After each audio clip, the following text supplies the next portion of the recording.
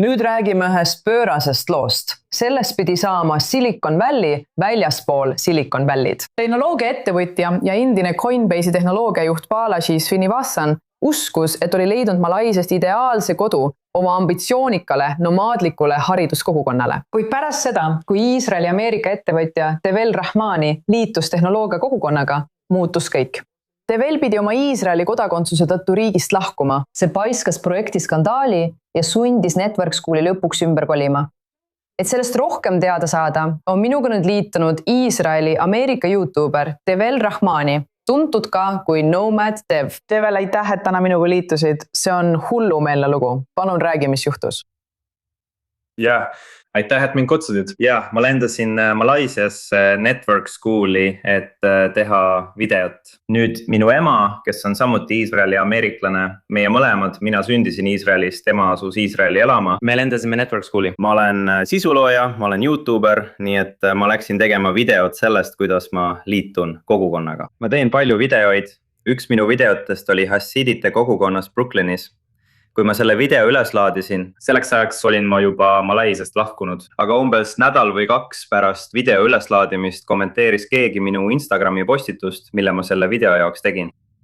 Ja ta küsis, kas ma olen iisraellane. Nüüd ilmselgelt olen ma iisraellane, aga mul on ka postitus Hasidide kogukonnast, kus ma olen riietatud Hasidide rõivastesse.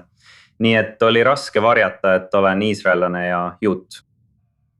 Mis edasi juhtus oli see, et nad postitasid põhimõtteliselt minu videos tehtud ekraanipilte, öeldes, et üks iisraellane oli Malaisias ja tegi videot võrgukoolist. Ründavad võrgukooli, ründavad iisraellasi ja te võite näha väga ilusaid kommentaare, mida ma sain paljudelt neist inimestest, väga õelaid kommentaare, kus kästi mul lahkuda ja nimetati mind sionistlikuks juudiks ja kõike seda toredat ilusat kraami. Ja põhimõtteliselt see põhjustas selle, et Malaisia võimud läksid võrgukooli ja kontrollisid seal inimeste passe pärast seda, kui Malaisia inimesed olid pahameelt avaldanud, sundides valitsust tegutsema.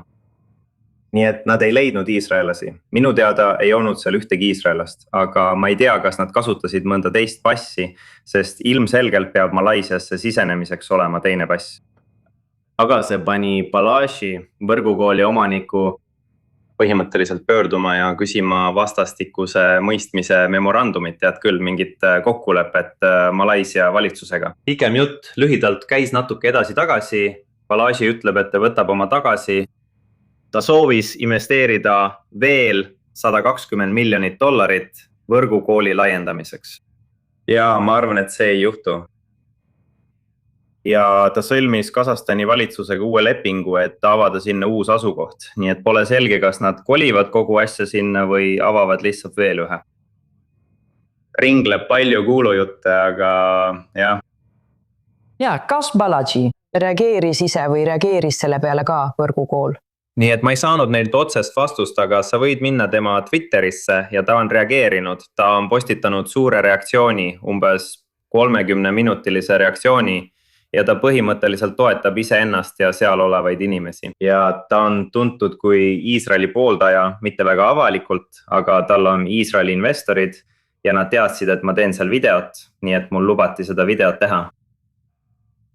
Ja, nii et Kas sa arvad, et lähed Kasahstani uut võrgustikukooli uuesti proovima?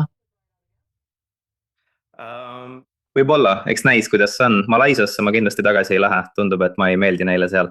Aga võrgustikukooli puhul oli ma suur fänn. Ma arvasin, et see oli suurepärane projekt ja mul on kahju, et see põhjustas sellise suure segaduse. Ilmselgelt ei ole see minu videote eesmärk. Ma püüan inimesi ühendada ja näidata inimeste häid külgi. Sõltumata poliitikast ja kõigest sellest, mul on kahju, et see segadus tekkis, aga võib-olla lähen Kasahstani. Kes teab? Õige. Devel Rahmani ehk Nomad Dev. Sa oled YouTuber ja Iisraeli ja Ameerika ettevõtja. Aitäh, et jagasid täna oma lugu. Suur tänu.